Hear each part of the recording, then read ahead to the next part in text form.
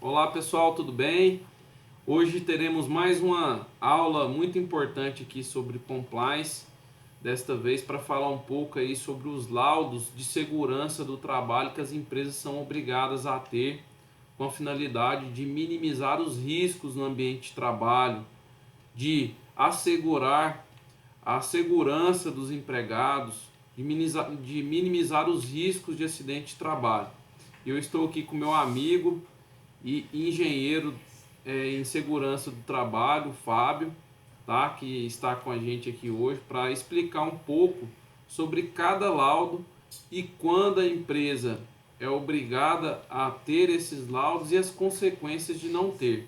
Então, eu queria te agradecer aí, meu amigo Fábio, por ter aceitado esse convite que a gente preparou aqui com muito carinho para quem está nos assistindo, com essa intenção de explicar e mostrar a importância de cada laudo, tá? Para quem não me conhece, meu nome é Gustavo Henrique Ribeiro Pascoal, eu sou advogado trabalhista, professor, especialista em Direito e Processo de Trabalho pelo UFG, e eu gostaria agora que você, Fábio, se apresentasse aí para o pessoal também. Opa, bom dia, doutor Gustavo. Primeiramente, eu que agradeço a oportunidade aí de você ter me convidado para participar dessa aula. Meu nome é Fábio Alencar, eu sou engenheiro civil, formado pela PUC Goiás, tenho especialização em avaliações e perícias de engenharia pelo IPOG e também sou especialista em segurança do trabalho. Já atuo no mercado há um bom tempo, presto consultoria para algumas empresas, faço a formulação de alguns programas de segurança do trabalho, e também tenho atuado no TRT-18 como perito judicial em ações que são solicitadas periculosidade, insalubridade, acidente de trabalho, algumas vistorias em algumas empresas para adequações de sistemas de segurança. Então, é isso. Beleza, muito obrigado. Então, Fábio, quando eu te chamei, eu pensei o seguinte: as empresas hoje elas têm muitas dúvidas sobre esses laudos, né? Informação, as normas do direito do trabalho elas são muito complexas, né? Principalmente nessa área de segurança do trabalho, sobre EPI, sobre os treinamentos, sobre essas prevenções que existem. O Brasil, neste ponto, ele é um país muito desenvolvido nessa área, né? E claro, com a intenção de minimizar esses riscos aí de doenças ocupacionais e acidentes de trabalho. E por conta disso, existem alguns laudos que as empresas são obrigadas a ter para de fato cumprirem esse planejamento que vocês fazem em cada caso. Então eu queria que você esclarecesse primeiro aqui, ó, Dr. Fábio, sobre o laudo técnico das condições do ambiente de trabalho, mais conhecido como LTCAT. E aí eu queria que você falasse um pouco mais sobre a importância dele, as empresas que são obrigadas a ter esse laudo e a consequência de não ter, porque a gente sabe que muitas empresas acabam deixando de lado aí essas obrigações legais e depois sofrem aí com ações judiciais. Muitas vezes, né, elas são declaradas culpadas por não ter esse planejamento aí de prevenção aí dos riscos nesse ambiente de trabalho e depois acabam sofrendo essas condenações. Então explica melhor aí sobre esse LTCAT. Certo. O LTCAT, como você bem disse, é o laudo técnico das condições do meio ambiente de trabalho. Ele é um documento usado em benefício do funcionário, que a partir dele se determina a necessidade ou não de aposentadoria especial. Ele é mais utilizado na parte da Previdência, no INSS. Os dados que são compostos no LTCAT, basicamente, normalmente, são utilizados os dados que são informados no PPRA e no PCMSO, que a gente vai falar mais à frente aí, que está dentro da pauta dessa aula de hoje. Então, esse documento ele é destinado para demonstrar quais as condições do ambiente de trabalho do trabalhador, o que ele está exposto, qual tipo de risco, quais são as medidas de segurança que devem ser utilizadas, entendeu? É, esse documento, ele é um documento que quem elabora ele, o LTCAT, é um profissional da área de segurança do trabalho, normalmente ou um engenheiro de segurança do trabalho ou médico do trabalho, ele tem capacitação para executar esse tipo de trabalho. O LTCAT, ele não tem uma data específica de validade desse documento, diferente dos documentos que eu citei, o PPRA e o PCMSO, que tem que ser, normalmente, o prazo de validade deles de 1 ano, ou caso ocorra alguma alteração no meio ambiente de trabalho. O LTCAT, normalmente, ele, como eu disse, se utiliza dos dados obtidos nesses outros programas, então ele não tem uma data específica, normalmente se recomenda ele ser atualizado de 2 a 3 anos, ou caso ocorra alguma alteração no meio do ambiente de trabalho. Às vezes, algum tipo de atividade ela muda de lugar, ou há uma mudança de função do trabalhador, ocorre alguma reforma e mudanças do aspecto estrutural e físico da empresa, né? Então, ela não tem uma data específica. Quanto à penalidade, como eu disse, ela é um documento, que é um programa regulamentado pela Previdência Social, então é obrigatório. E quem não executa, caso haja alguma vistoria por parte do Ministério do Trabalho ou da Previdência Social na empresa, a empresa está passível a receber alguns tipos de punições. Nessas punições, dentre elas, multas que podem variar de 900 até 99 mil reais. Isso depende muito da condição da empresa, no KNAI dela, né? Então, é um documento muito importante. Os dados do LPCAT, eles são utilizados para a formulação do PPP, que é outro documento que a gente vai comentar mais à frente, que na utilização do PPP, o funcionário, ele dá entrada no INSS para aposentadoria, então, em alguns casos, alguns riscos que ele está exposto, ele pode ter uma diminuição no tempo para a solicitação da aposentadoria dele, né, que no caso seria aposentadoria especial. Bacana. Inclusive, eu já vi ações, doutor Fábio, que versam sobre o seguinte: a empresa não fornece esse documento, esse LTCAT, e aí quando ele dá a entrada lá na Previdência Social, a Previdência Social cobra esse documento. E é aí que ele vai atrás da empresa. E a empresa geralmente não apresenta isso de forma imediata, e só depois que ela vai atrás do profissional, igual você disse aí, do engenheiro do trabalho, para estar formalizando essas questões. Então, isso acaba gerando um prejuízo também ao empregado no futuro, né? Quando ele for requerer lá o benefício dele, que seria de aposentadoria especial, né? Ele trabalha menos tempo para ter direito a se aposentar. Isso que seria essa aposentadoria especial, né? Já que o risco de doença ali em determinadas atividades é maior, né? Quando a gente de fato tem isso até declarado pela empresa, né? Então, eu já vi muitas ações só cobrando essa obrigação de fazer na prática. Sim, com certeza. Em várias perícias que a gente atua, normalmente, às vezes, a empresa, ela até tem a documentação, mas ela não quer fornecer, porque às vezes pode comprometer ela, né? Porque dentro dos dados que são apresentados, demonstra que aquele profissional, aquele funcionário, ele estava exposto a alguns riscos. Porém, se a empresa tiver feito os programas complementares, o LTK, de maneira adequada, vai constar algumas medidas preventivas de segurança, né? Então, tanto na utilização de EPI como EPC, que minimiza o risco ou neutraliza de forma geral. Então, a empresa, ela estando adequada, realizando essas documentações de maneira correta, ela não corre nenhum tipo de risco. E aí, isso traz o benefício para o funcionário, porque não há atraso processual, né? Em ações, por exemplo, às vezes de aposentadoria especial. Existem muitos casos que eu já acompanhei que são de empresas antigas, então a pessoa está requisitando agora aposentadoria especial e a empresa não tinha ou não realizava o LPCAD.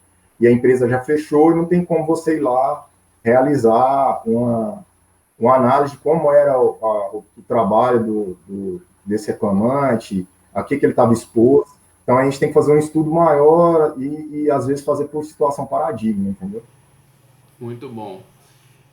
Então, Fábio, agora Eu acho que esse ponto do LTCAT já foi muito bem esclarecido aí, da importância de ter, a consequência de não ter, né? Por isso que é importante a gente falar aqui também sobre esse serviço de consultoria preventiva, né? Que seria, na minha área do direito, que seria o compliance, para a gente estar sempre mostrando para a empresa como ficar em acordo com a lei, e você, né, como engenheiro de segurança do trabalho, para mostrar os laudos que ela teria que ter aí em cada situação, né, de acordo com as funções dos empregados. Agora, passando para o segundo ponto aqui desta live, é o seguinte: é sobre o Programa de Prevenção de Riscos Ambientais, o PPRA, tá? E mais uma vez, seguindo a lógica aqui da nossa aula, seria explicar a importância desse laudo, as empresas que são obrigadas a ter esse laudo e o risco, né, de não ter, quais seriam as consequências. Lembrando que, mais uma vez, pessoal, aqui a gente está falando de possíveis doenças ocupacionais também, né, no ambiente de trabalho, riscos de acidente. Então, todos esses laudos eles têm essa visão de garantir a segurança no ambiente de trabalho, né? Então, é muito importante observar aí a explicação de cada laudo, beleza? Então, você pode explicar aí, Dr. Fábio, sobre o PPRA.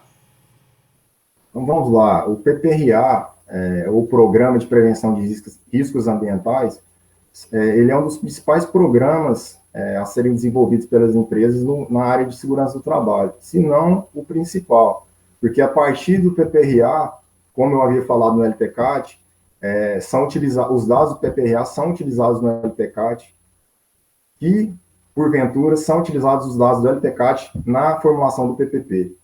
E o PPRA, ele também é base para a formulação do PCMSO, que a gente vai comentar mais à frente, que é na parte de medicina do trabalho. Então, o que acontece? O PPRA é onde a gente faz um estudo, é como se fosse uma análise de risco das funções desenvolvidas pelo funcionário. O PPRA ele pode ser desenvolvida por atividade individual ou então por grupo homogêneo. O que seria isso? Às vezes, dentro de um mesmo ambiente de trabalho, existem funções ou atividades diferentes, mas que eles estão expostos aos mesmos riscos. Por exemplo, às vezes, dentro de um galpão, a pessoa está exposta ao mesmo nível de ruído e ao mesmo risco de calor. Ele trabalha também com exposto a agentes químicos, às vezes, uma oficina mecânica, por exemplo, ele estaria exposto ali a risco químico, a exposição com graxa, com óleo. Então, no mesmo tipo de grupo homogêneo, a gente encaixa essas atividades, ou então individualmente. Como eu estou falando aqui, ele é um PPRA, ele atua na antecipação e no reconhecimento desses riscos, para a partir daí se tomar medidas preventivas na parte de segurança do trabalho. Ou seja, quais os EPIs que devem ser utilizados para neutralizar ou minimizar o risco que ele está exposto, quais tipos de medidas coletivas devem ser utilizadas. Às vezes, em algum local tem que ser colocado algum corrimão de proteção, entendeu? Algum tipo de EPI de uso coletivo que deve ser analisado. Às vezes, a pessoa tem acesso a trabalho em altura, quais equipamentos devem ser utilizados, né? A pessoa trabalha com máquinas, quais são as prevenções que devem ser utilizadas? Trabalha com máquinas, entra a NR12, que a gente não vai comentar aqui hoje, mas que ela é uma bem abrangente, essa norma regulamentadora. São exigidos vários tipos de exigências para se prevenir um risco a um acidente, entendeu? E o PPRA, ele é obrigatório para todas as empresas, independente do número de funcionários. Ele tem 1, tem 10, tem 20, tem 100, ele é obrigatório a todas as empresas, de todas as atividades, a ser executado. E quem executa o PPRA, exclusivamente, são os profissionais de segurança do trabalho, que são ou engenheiro de segurança do trabalho, ou técnico de segurança. Vai para campo, vai fazer as análises, vai fazer uma análise de risco, vai fazer, às vezes, análises qualitativas, quantitativas, juntar tudo isso no próprio documento e repassar para a empresa, que a partir daí gera novas documentações, como eu falei para você. Dentro do PPRA deve ser identificado o ambiente de trabalho, os dados da empresa, qual é a atividade que a empresa desenvolve, determinar a localização do ambiente de trabalho, os riscos, quais as funções, número determinado de funcionários naquele setor e por funções, e possíveis danos à saúde que o funcionário pode estar exposto, né? Igual eu comentei já, às vezes ele está exposto a um nível de ruído acima do limite de tolerância, está exposto a algum tipo de risco químico naquele local, algum risco biológico. Então, são desenvolvidos tudo isso e colocado no TPRA. Muito bom, doutor Fábio.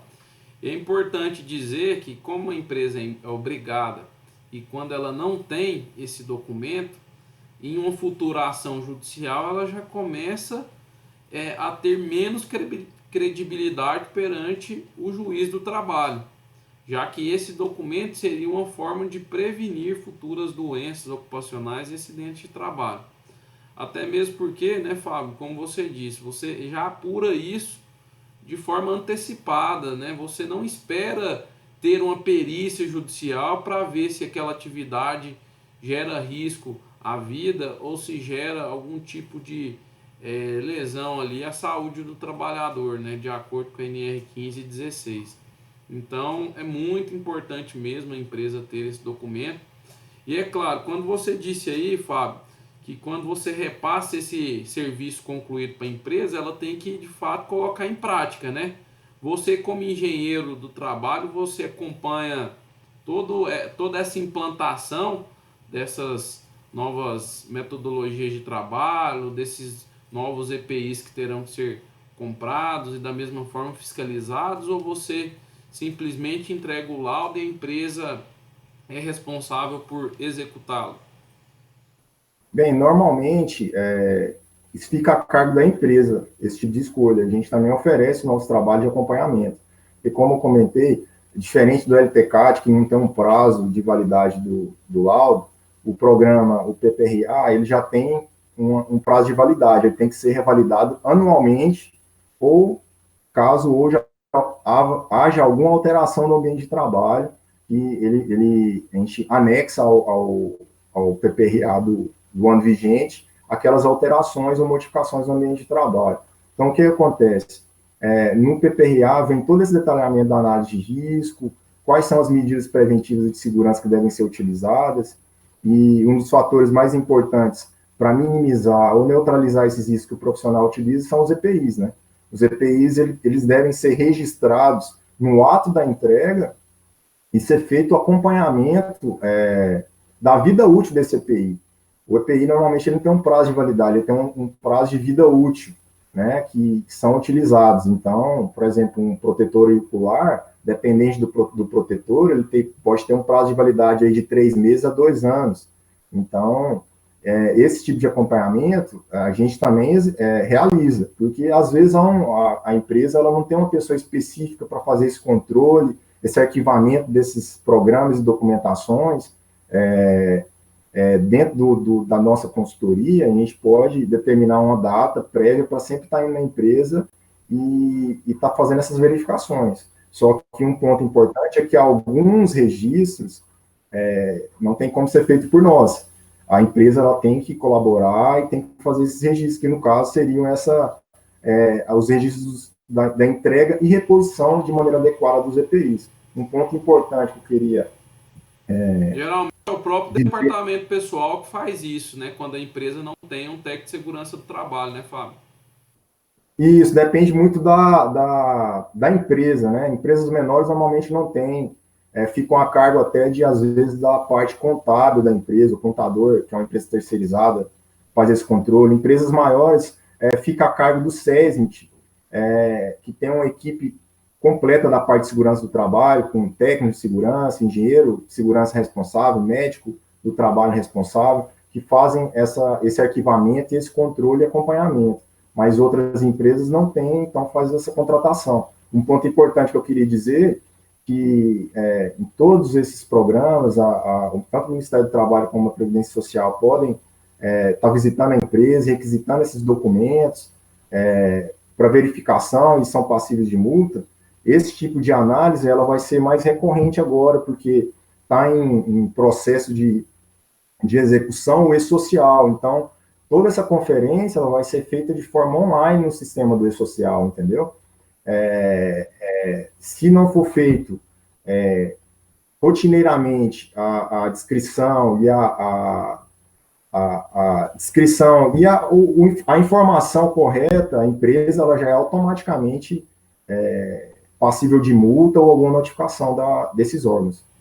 Entendi. E nesse laudo, o Fábio, do PPRA, ele já consta lá o grau de insalubridade de cada atividade e quando se tem atividade perigosa, ele já consta lá também que determinados empregados têm direito ao adicional?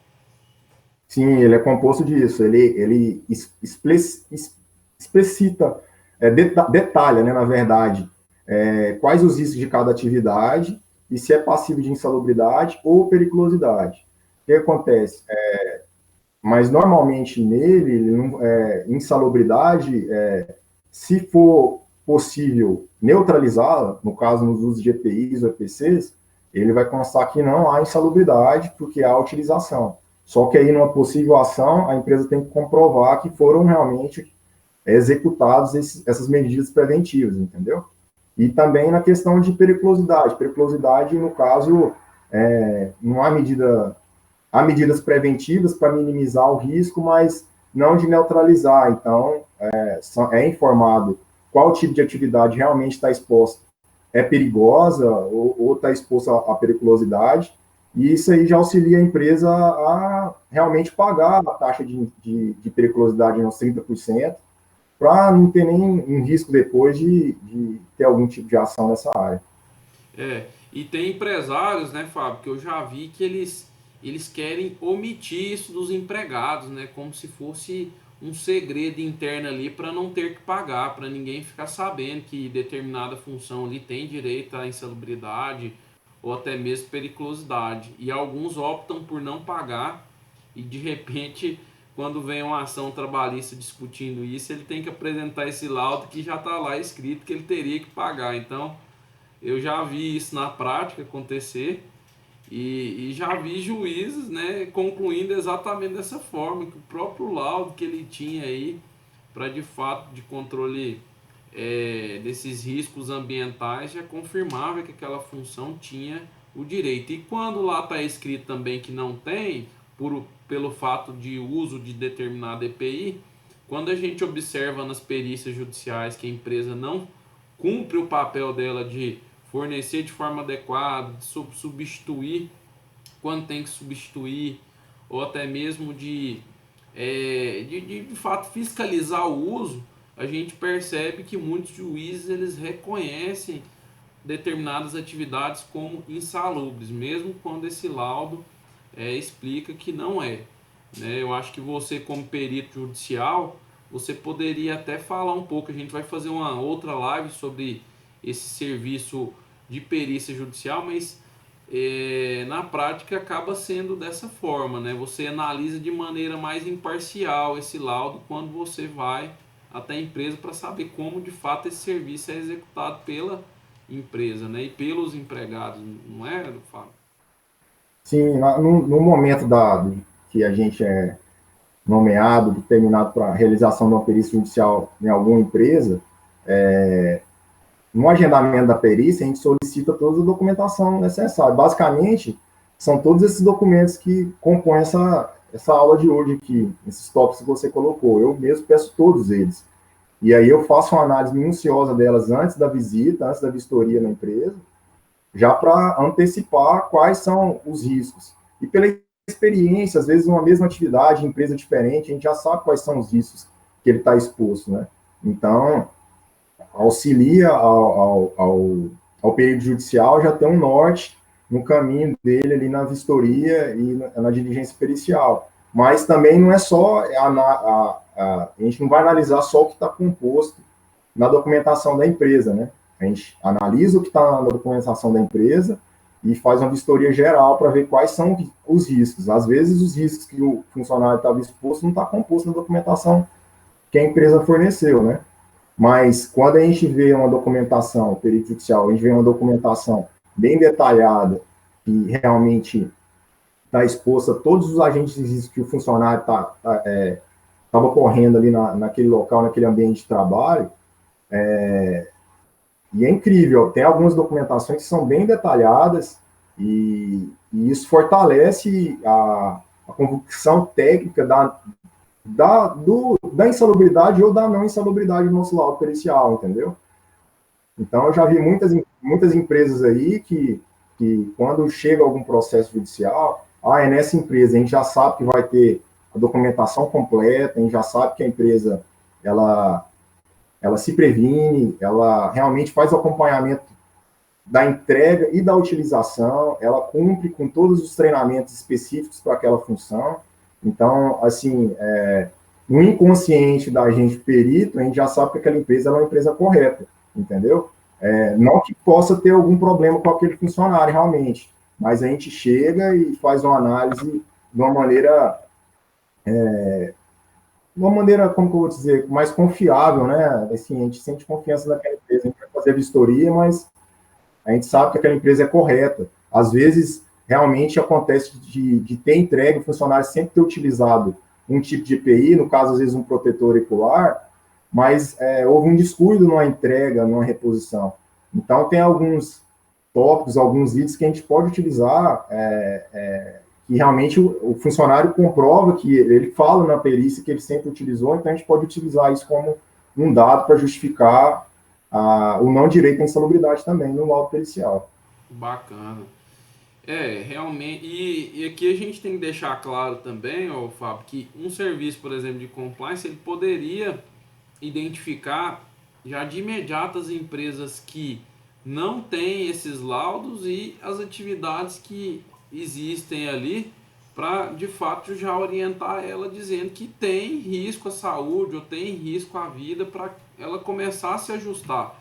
E como você disse que as empresas são obrigadas, isso não impede dela, por exemplo, enxergando esse problema, né, essa falta desse laudo, que ela comece a de fato ir atrás para resolver todos os possíveis problemas que ela possa ter aí, tanto na parte extrajudicial, levando alguma multa, ou na parte judicial, sendo acionada aí por algum direito à insalubridade ou periculosidade. Por isso que eu vejo que é importante esse serviço preventivo, né, de fato prevenir em vez de remediar, né, com essas ações, porque pensa aí lá na frente o empregado da juízo uma ação ganha todo o período aí anterior à ação dos últimos 5 anos, um adicional de insalubridade de 40%, e aí a empresa vai ser condenada, às vezes vai ser acionada ali pelo Ministério do Trabalho depois para pagar as multas e ainda vai ter que pagar toda a diferença aí nessas verbas contratuais e rescisórias,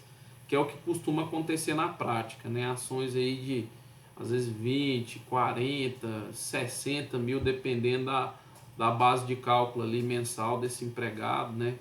Então é bem complicado quando a gente se depara com empresas despreparadas, né? Empresas que não cumprem essa norma aí de segurança. E como engenheiro, né, eu vejo que vocês fazem um bom trabalho mesmo, né? Vocês analisam os EPIs, analisam os riscos, inclusive treinamentos também que alguns empregados teriam que ter, né, o Fábio, para exercer algumas funções que ele precisa de cursos técnicos para operar alguma máquina, algum equipamento, né? Porque eu já vi muitos casos aí na justiça também que o equipamento é colocado lá em uma empilhadeira que ele nunca operou na vida e de repente ele sofre um acidente.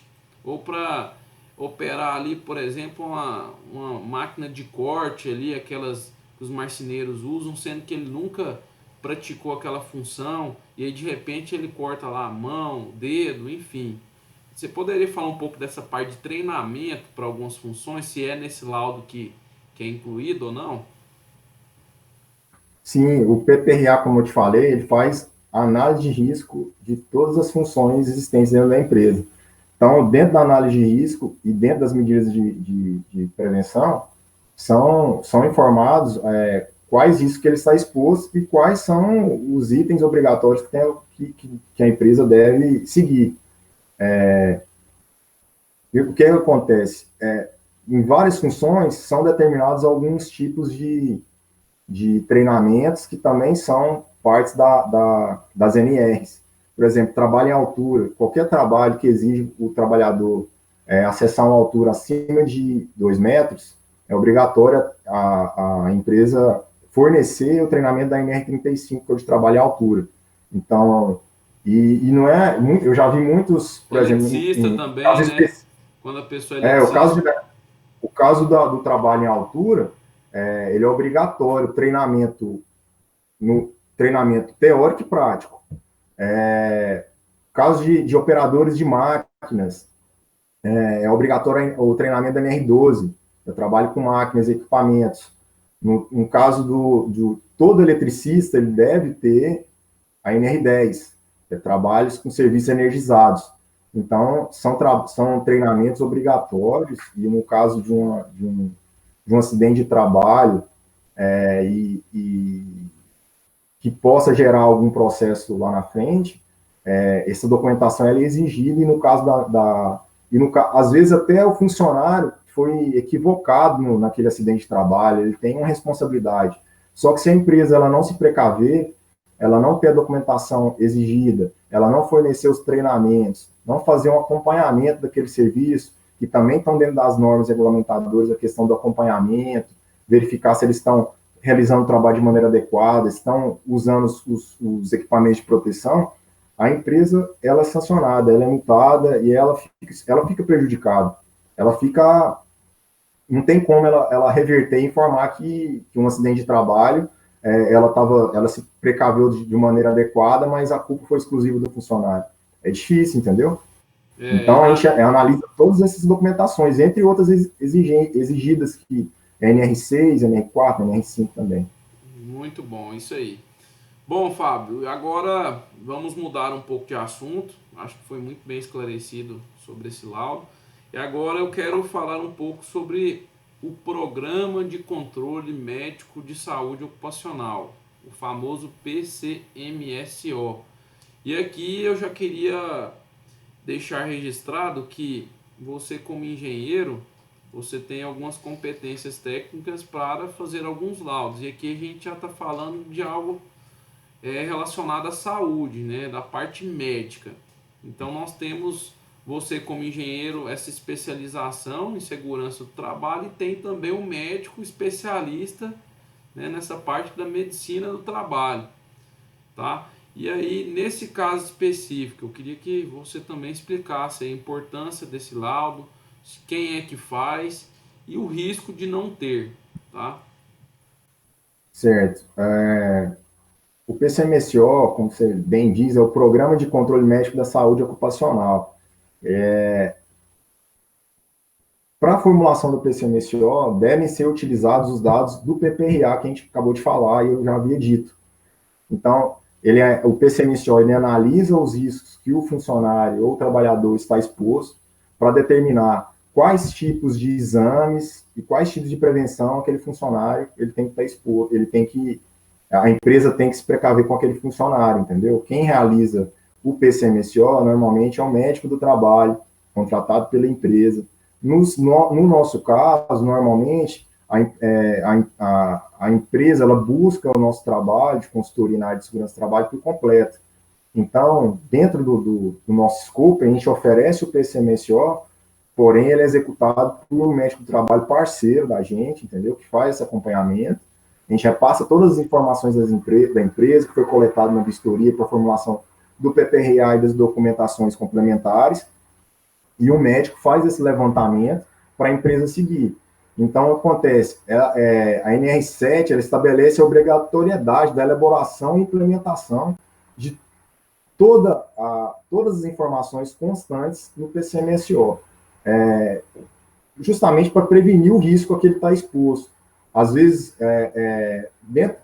dentro do PCMSO, são dispostos quais os tipos de exames que devem ser feitos, dentre eles o exame admissional, para ver se o funcionário está apto ou não, ele não está apto para executar aquela função que foi determinada e que ele foi contratado. Dentro dessa documentação, o PCMSO, ele ele também é utilizado na formulação do LTCAT, igual eu havia informado. Então, aí ele vai discriminar quais tipos de exame que ele deve fazer, o que ele está exposto.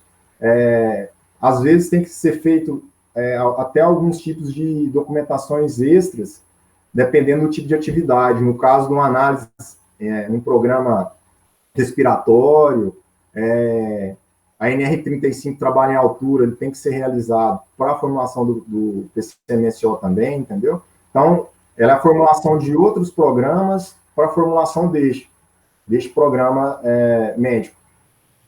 E eu acho importante falar desse laudo, Fábio, porque na parte judicial a gente vê muito empregados tentando jogar a culpa nas empresas, dizendo que adquiriu alguma doença no trabalho, né? Tentando configurar ali o nexo causal, porque quando a gente fala em doença e acidente de trabalho, a gente tem que sempre discutir o dano que esse empregado sofreu, a culpa da empresa e o nexo causal, que seria a relação da doença com o trabalho ou do acidente com o trabalho.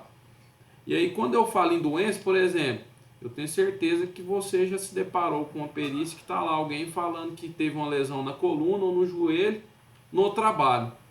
E aí, de repente, o exame admissional já apurou que ele já teve problemas no joelho antes, na coluna antes de começar a trabalhar. Ou aquela pessoa que às vezes tem algum problema respiratório, né, e depois quer jogar a culpa na empresa desse problema respiratório, e todos esses exames, tanto o admissional, o periódico, o para mudança de função, o para retorno ao trabalho se houver algum afastamento, eles vão apurando essas doenças já pré-existentes, para mostrar que não tem nexo causal com o trabalho e, consequentemente, para afastar aí a culpa da empresa e consequentemente, uma condenação.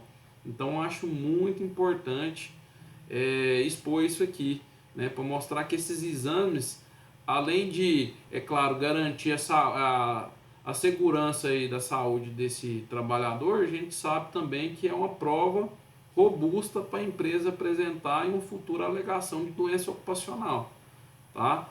Então, na prática, isso funciona muito bem. E se a empresa não tem esse programa, qual que é o risco dela futuramente? Sofrer essas ações e ter um nexo causal configurado aí pela futura perícia médica nesse caso, né, Fábio? Aí já não entraria aí uma perícia de um engenheiro, correto? Com certeza, com certeza. Aí seria uma perícia médica, mas dentro, como a gente acompanha o processo inteiro, às vezes quando a gente é nomeado, a gente observa isso. O que acontece? No PCMSO vai ser detalhado todos os riscos que ele está exposto, e o médico do trabalho vai informar quais são os exames que o funcionário deve realizar. Principalmente, igual você tá falando, o senhor comentou aí, a pessoa que teve alguma exposição à poeira deveria utilizar um tipo de EPI correto, uma máscara ideal, mas às vezes dentro da empresa atual ele recebe todos os EPIs de maneira adequada, só que quando ele sai, ele fala que está com algum problema respiratório, algum problema auditivo, e isso é detectado justamente nos exames admissionais e nos periódicos. E vai ser analisado pelo perito médico isso aí, porque ele pode ter sofrido essas lesões em um serviço anterior, numa outra empresa, numa outra época, porque nessa empresa não eram fornecidos esses EPIs, não eram tidos esses controles, então ele é muito importante. No meu caso, eu sempre analiso também, porque às vezes tem algum tipo de risco que está informado aqui no PCMSO que não está em outras documentações, entendeu? Então a gente sempre analisa isso. Agora a questão dos exames, já ocorreu de às vezes, eu já tive uma perícia, determinação de uma perícia para realizar numa grande indústria do estado, que era para verificar verificar um TAC que tinha sido executado anteriormente pelo Ministério do Trabalho, uns termos de ajuste de conduta, que dentre eles eu tinha que vistoriar se a empresa estava realizando de forma adequada os exames admissionais, porque o ASO, ele é informado dentro do PCMSO. Então, eu via qual período que foi realizado, se foram realizados os exames de maneira correta, quais os exames que foram analisados. Então, isso é de suma importância. Então, se a empresa não tivesse controle, não contratar uma empresa capacitada para realizar de forma adequada esse programa, lá na frente ela pode receber uma sanção que às vezes nem era culpa dela, né? Foi culpa o reclamante ou o funcionário, ele adquiriu uma doença ocupacional em outra empresa e já chegou nessa empresa com essa doença, mas não foi detectado nos exames admissionais porque a empresa não fez exames complementares que eram necessários e estava disposto no PCMSO. Bacana. E lembrando que nesses casos a empresa que deve pagar os exames, né, ô Fábio? Eu já vi algumas Sim, empresas aí mandando o empregado pagar, inclusive exame admissional, exame demissional, o periódico, e depois eles acabam cobrando esses valores na justiça como dano material. Então é tudo obrigação da empresa, porque o que a empresa não quer, na verdade, seria um risco aí de ter essa alegação em juízo, né, de que aquela doença foi ocasionada pelo trabalho, né, e consequentemente a empresa teria que reparar esse dano, ou que aquele acidente decorreu do trabalho. Então, é por isso que ela tem que se prevenir, que mais uma vez que o compliance poderia ajudar com essa visão que a gente tem na esfera aí de futuras ações, e você como engenheiro, né, enxergando que a empresa teria que fazer determinados exames, né, que teria que ter esse serviço aí, como você disse, de um médico parceiro para estar acompanhando a empresa mais de perto, né, para que ela consiga se defender futuramente em uma ação judicial. Então, mais uma sim, vez, dentro desse parâmetro aí que a gente comentou, que você comentou, a obrigatoriedade do pagamento dos exames de saúde ocupacional, é obrigatoriedade da empresa. Às vezes a empresa acha complicado, que tem que buscar, tem que levar o funcionário para fazer o exame, mas, como eu te falei, dentro da nossa consultoria, do nosso trabalho, na formulação do PCMSO, a gente tem parceria com médicos do trabalho, com clínicas especializadas na área de medicina do trabalho. Então, acontece, o empregador ele pode pedir para o empregado ir até a clínica, parceira nossa, ele vai realizar os exames necessários, conforme o PCMSO formulado da empresa, e no final do mês, a cada 30 dias, a clínica ela faz um levantamento de quais exames foram realizados, com os dados dos funcionários, o dia, e repassa para a empresa para um posterior pagamento, entendeu? Então, às vezes, a empresa tem essa facilidade, ela não precisa fazer por unidade, por funcionário, pode fazer esse levantamento completo e repassar para ela. Então, tem uma facilidade também que a gente pode oferecer. muito bom. Bom, Fábio, agora vamos para o penúltimo, que agora já não seria laudo, seria um documento que eu gostaria que você explicasse um pouco melhor, porque ele é muito comum quando algum tipo de atividade que insalubre ou perigosa é reconhecido aí na justiça, e quando não tem esse documento, que é o perfil profissiográfico previdenciário, o famoso PPP. E aí as empresas ficam em dúvida de quem é o profissional competente para preencher esse formulário, tá?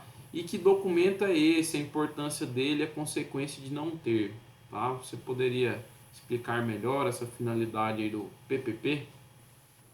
Certo. O PPP, como você bem disse, é o perfil profissiográfico previdenciário, ele é utilizado pelo funcionário na solicitação, na hora dele se aposentar, na solicitação da aposentadoria especial, né? Ele é um documento que ele reúne o histórico daquele profissional, daquele funcionário, todo o histórico dele dentro da empresa. Os dados que a gente joga no formulário do PPP são basicamente os sugados do LTCAT, onde a gente informa quais riscos que ele estava exposto, se ele estava exposto a um ambiente perigoso, no caso, às vezes, de um eletricista, às vezes de um frentista de posto, que está exposto ali, está trabalhando em um ambiente periculoso, ou então, às vezes, funcionário que está exposto a um risco de ruído, acima do limite de tolerância, calor, agente químico. Então, a gente passa o histórico dele todo, que ele passou dentro da empresa, especifica a função, quais os riscos, preenche o formulário do PPP e a formulação era realizada pelo engenheiro de segurança do trabalho ou pelo médico, o médico do trabalho, entendeu? E assinado também pela empresa. E dentro disso, ele utiliza na solicitação da aposentadoria, né? Ela é crucial na solicitação da aposentadoria especial. E quando esse empregado não consegue, pela falta desse documento, adivinha onde ele vai? Atrás da empresa buscar esse PPP. E muitas empresas negam essa obrigação de fazer, de entregar esse documento, né? Então, aqui, pessoal, mais uma vez, empresa que não se preocupe em preencher esse documento de forma adequada está sujeita, inclusive, à multa prevista em lei, que a gente colocou aqui no nosso documento aqui para fazer essa live, que pode variar aí de R$ 636 a R$ 63.617. Então, assim, tem que fazer? Sim, porque você não quer sofrer esse tipo de sanção, né? E é muito melhor já ajudar o seu empregado agora do que aguardar uma ação judicial, né, com essa cobrança para você depois ter que correr atrás de preencher esse documento e entregar para o seu empregado, tá? Normalmente ele é emitido já no ato da rescisão do funcionário com a empresa, né? E fica Então, com assim, ele, é entregue a ele no ato da rescisão, né, para ele já guardar esse documento. exatamente, né? Ou no ato da rescisão ou até 30 dias pode ser entregue para o funcionário. Se não for entregue, ele pode sofrer sanções, como você falou aí, passíveis de multa, né? E para a empresa que realiza todos os programas, todos os laudos necessários de maneira adequada e de maneira tranquila, a formulação desse documento é muito simples, é só transportar as informações já constantes nessa documentação para o formulário do PPP e ele está pronto. Só que aí que tá, né? Tem empresas que mesmo com os laudos, ela prefere omitir isso de seus empregados para não pagar o adicional de insalubridade e periculosidade. E às vezes ela prefere correr esse risco aí de uma futura ação, né? Muitos empresários, infelizmente, eles agem dessa forma. Mas, né, o serviço preventivo é o melhor caminho, com certeza. No caso, agora uma dúvida da minha parte para você. No caso por exemplo, a empresa utiliza os dados que constam nas documentações para a formação do PPP. No caso de uma possível ação de solicitação de insalubridade ou periculosidade, sendo constatado pelo perito na vistoria que, sim, o empregado estava exposto à insalubridade, estava exposto a um nível acima do nível de tolerância em algum risco químico ou risco físico, pode ser solicitada a alteração do PPP posteriormente após a análise dessa perícia? Pode e deve, porque na Justiça do Trabalho a gente trabalha com um princípio que é o primazia da realidade. Ou seja, a realidade prevalece sobre qualquer documento que não tenha relatado a verdade. Então, se foi apurado em uma perícia judicial, confirmado em uma sentença judicial, transitado em julgado, aí na fase de execução, cabe ao advogado pedir o cumprimento da sentença, inclusive com essa retificação desse documento. Porque aí, já que a atividade foi reconhecida em juízo ali, cabe também à empresa retificar esse documento, inclusive sob pena de multa. A gente pede uma multa diária lá para que isso seja feito. Agora, se esse documento, se eu não me engano, ele é registrado também junto à Previdência, né, para ficar com a informação lá já registrada, né? Hoje tem lá aquele E-Social, tem aqueles sistemas que o Brasil vem implantando, então algumas informações ela já tem tudo interligado aí no sistema. Então caberia aí a empresa fazer essa atualização aí de acordo com a sentença judicial e teria que comprovar no processo que fez, entendeu? Para a Previdência depois não negar o pedido do cidadão lá pelo simples fato de que o documento não está atualizado, entendeu? Entendi.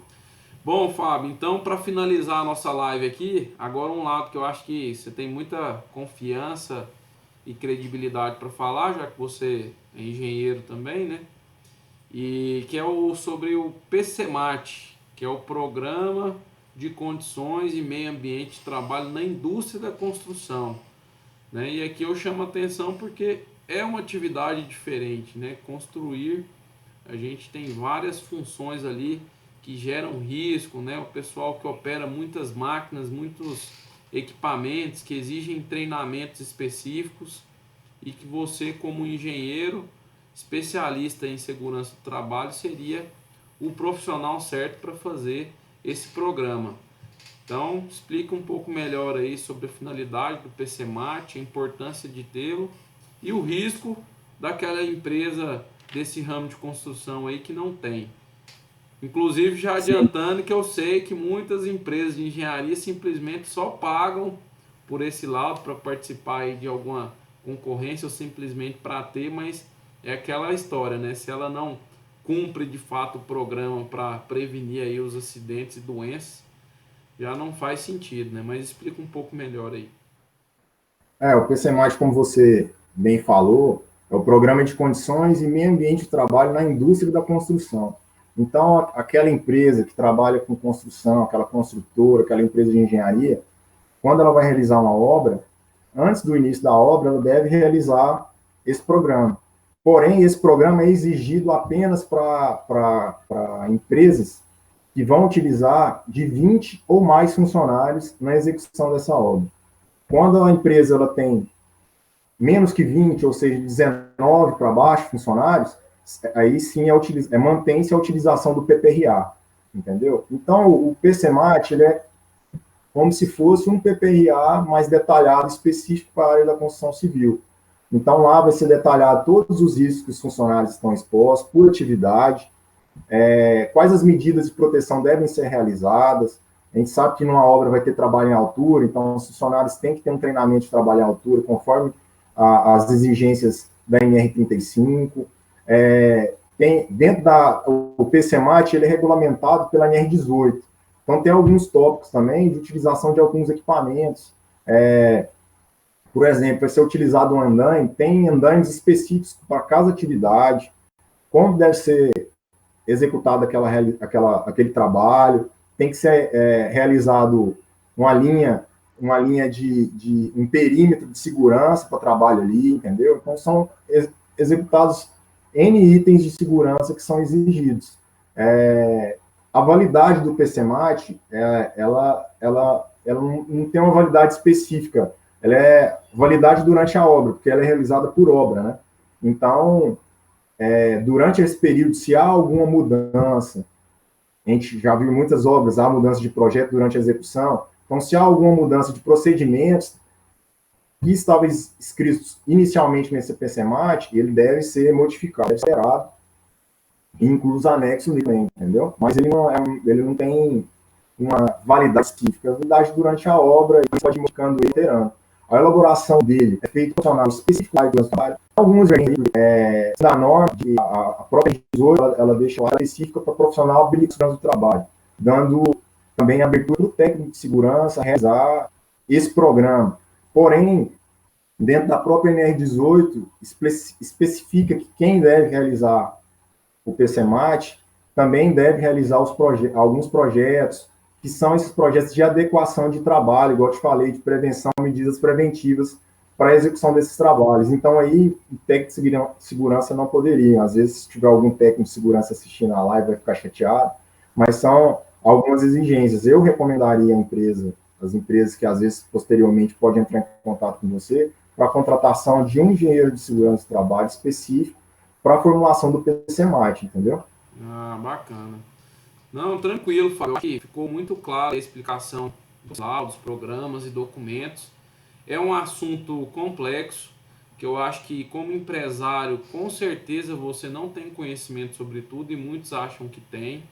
É por isso que é importante ter esse trabalho preventivo com os profissionais que entendem sobre o assunto. Por exemplo, esse curso seu de Engenharia e Segurança do Trabalho foi quanto tempo estudando todas essas normas, Fábio?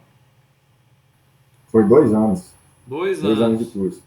E aí, às vezes, vocês me perguntam para mim, como advogado, quanto tempo a gente demora estudando as normas do direito do trabalho. Na faculdade tem direito do trabalho 1 e 2 e tem uma disciplina que chama prática trabalhista. E além disso, como a gente sai da faculdade ainda muito cru, a gente costuma fazer uma especialização também em Direito e Processo de Trabalho, que também são 2 anos. Então aqui, ó, Fábio, eu acho que a gente conseguiu repassar um pouco dos nossos conhecimentos nesta área, que é muito específica na área do direito e assim, é um assunto, né, que está relacionado diretamente à saúde e segurança do trabalhador. E eu costumo dizer nas minhas aulas para alguns clientes meus, se você não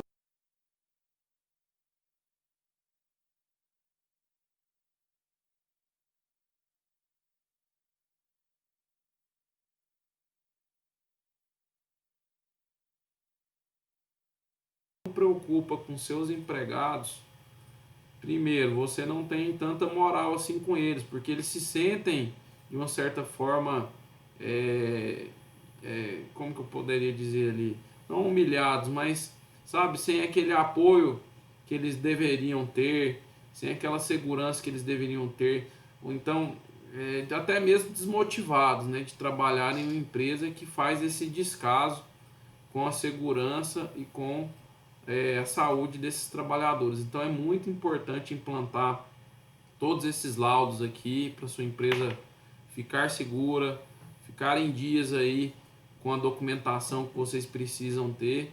E aí eu quero concluir essa live dizendo que nós aqui do escritório nós oferecemos esse serviço de compliance, que é algo que vem aí para mostrar para vocês empresários como vocês devem proceder em cada situação para a gente conseguir cumprir este número enorme de legislação sobre o assunto. E queria também apresentar a vocês o Fábio, que é meu parceiro já há bastante tempo, já participou de várias perícias judiciais comigo, em alguns atendimentos também de clientes, que ele faz essa parte técnica da engenharia e segurança do trabalho, né? E ele tem também os parceiros dele, são médicos, são técnicos de segurança do trabalho, que eles podem ajudar na implantação aí desses laudos, desses programas e na regularização da sua empresa, tá? Então, queria te agradecer mais uma vez, Fábio, muito obrigado, foi muito esclarecedor e vou passar a palavra aí para você despedir e falar um pouco do seu trabalho também, algum contato que queira repassar, tá? Pode ficar tranquilo aí. Não, eu que agradeço a oportunidade aqui de ter participado, falar um pouco sobre o meu trabalho, sobre alguns serviços que a gente executa. Lembrando da importância e acompanhamento da execução de todos esses programas que a gente falou aqui hoje. Eu estou à disposição aí para o que for necessário, para a formulação dos programas, para oferecer alguma consultoria nas empresas, para acompanhamento de tudo isso aí.